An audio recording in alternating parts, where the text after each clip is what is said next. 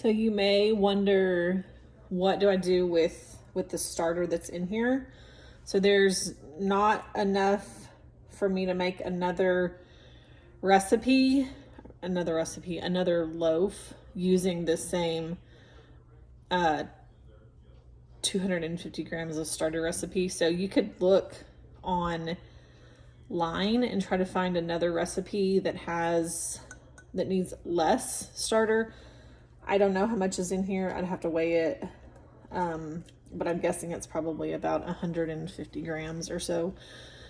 You could, if you're baking banana bread, you could put in some banana bread.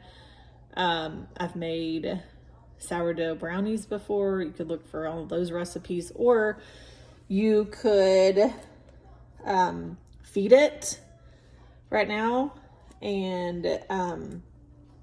get more counter starter. Because it's active right now and not fresh out of the fridge, it won't take as long to get bubbly and active. So you could feed it and just leave it on your counter and make another batch of sourdough tomorrow. My kids love, there's a pizza dough recipe that you can see my real fancy, how I keep all my recipes on here. It's super fancy. It's with sticky notes. But you could do a pizza dough recipe with it, which is probably what I'm going to do. The pizza dough recipe calls for 227 grams of starter.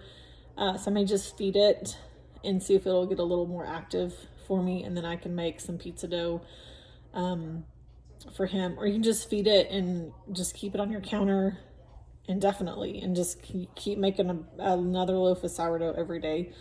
Totally up to you. There's lots of options. You can Pinterest it or Google it or Facebook it, and you'll find a million things to do with the extra starter right here.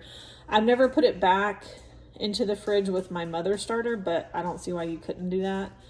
So there's just lots of options that you can do with this starter. For me today, I'm probably going to look for something to use it with today rather than feed it again, since we're going out of town for spring break. So I'll probably see if I can't make some pizza dough with just the starter that's in here, and maybe I don't have to add to it. So just be creative and you'll figure out lots of uses for it.